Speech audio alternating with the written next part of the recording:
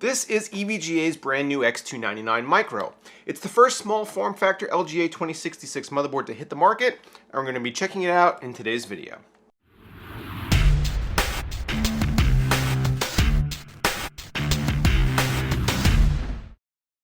EVGA has been a little slow to bring their new line of X299 motherboards to consumers following their reveal at Computex in June of this year. The initial hope was to have them ready just after the launch of Intel's newest platform, and unfortunately several delays have us now pushed back into September before this board saw the light of day. As the first micro ATX product to hit the streets that supports processors ranging up to Intel's soon-to-be-released monster 18-core 7980XE, I still think there's a significant opportunity here for EVGA as they have no competition in this space for the time being. The X299 Micro also doesn't cut many corners, offering much the same feature set that you might find in a full ATX or eATX motherboard at a reasonable cost and a fraction of the size. Let's start out with the design of the board itself. EVGA has revamped their styling for this line of motherboards. They've kept the jet black PCB in place and accented it across the I/O cover and VRM heatsink with a similar design to the shroud of their 1080 Ti cards. This gives the board a little visual flair without compromising on color neutrality, one of the selling points of recent EVGA products. Underneath that heatsink, EVGA has hidden a 12-phase digital power delivery, which should be more than adequate for the needs of most users. Scanning around the board, the most obvious difference versus ATX X299 products is the reduction in DIMM slots from 8 to 4. This will not hinder your ability to use a quad-channel configuration here, as each slot has its own channel. What it does reduce, though, is overall capacity, as 64 GB is the maximum the X299 Micro can handle. A benefit of 4 slots, though, is that this will reduce overall latency and could lead to more stable and potentially higher overclocks. Next to the rightmost memory slot, we see an always welcome sight, onboard power and reset switches to go along with a digital postcode readout and temperature display. You get 6 standard SATA ports to go along with one U.2 and one M.2. There is a second M.2 slot, but it's in a vertical orientation and is meant to house the included Wi-Fi module. There are 6 total fan headers, more than you might expect from a shrunken down motherboard. You also get adequate USB support on the I/O panel, including a Type-C. Back here you'll also find a handy clear CMOS button, useful for when you get overexcited and try to push through that 5 GHz overclock you've always dreamed of, but end up just locking your system up instead. The X299 Micro also features a first for an EVGA product, an RGB fan header down at the bottom. We also see 2 USB 2.0 headers as well as a USB 3.0 to connect your case's front panel or to any number of peripherals like an RGB controller. I'm not sure that a speaker really carries much utility anymore, especially with the digital postcode readout on the board, but you do find one of these down here as well. So that's pretty much it as far as a tour of the board itself.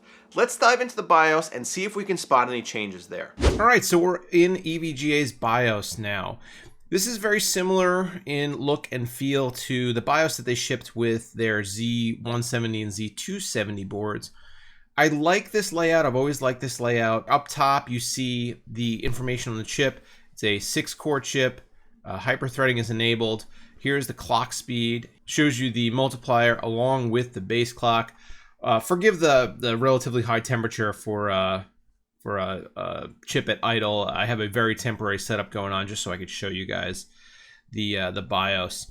It also does read out your VRM temperatures, which is nice, especially considering that X299 has been known to have issues with VRM overheating. And then over here you have your voltages and your memory configuration. We have one 8 gig DIMM, and it is running at 2400 megahertz currently. Now we move down here to these tabs. These tabs are very clearly labeled, as far as what exactly you're going to be doing in them. You have a tab that is just dedicated for doing overclocking. So if you want to change the CPU multiplier, you do it right here. You change this down to manual per core, and you could go in and you could actually adjust every core's multiplier so that you could have different cores boosting to different speeds. You can then scroll down a little bit and you get down to your CPU voltage control. You have all kinds of control over the voltage that's running through the board and the chip down here.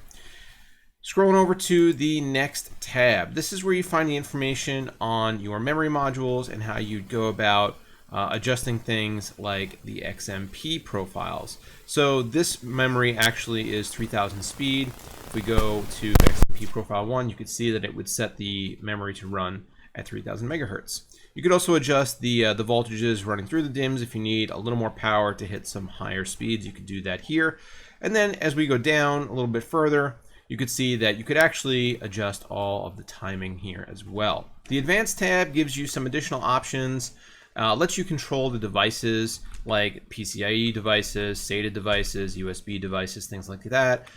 You could turn certain aspects of the board on or off. You can also come down to hardware monitor configuration and take a look at your temperatures and what your fans are currently doing, and then come back up to your CPU configuration, and you could see things like you could turn hyperthreading on or off, and generally basically adjust anything about the chip or motherboard that you want right in this menu. The boot menu is pretty standard. This is where you're going to set your boot priority, as well as your number lock and things like the speaker, which we talked about before. I could just turn that off if I really want to. And then save and exit, as always. This is where you can actually load your last save settings, or you can restore everything to default if you've made some changes, you're not exactly sure if it works anymore, or you don't really like, what you've done to the board. You could just reset everything and kind of start over. So overall, I am actually a pretty big fan of EVGA's UEFI configuration. It gives you very easy access to things that you will frequently need to access, especially if you're going to be doing any overclocking.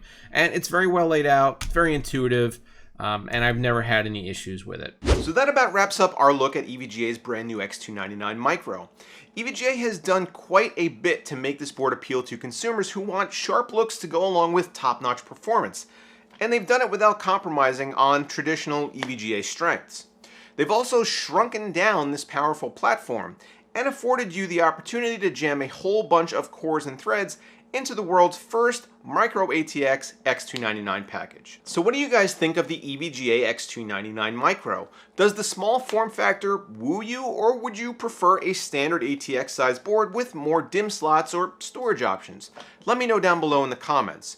Also, don't forget that if you like what I do here and want to support the channel, feel free to browse my merch store for a hoodie or coffee mug to help get you through the colder months. Get subscribed if you're not already, and as always guys, thanks for watching.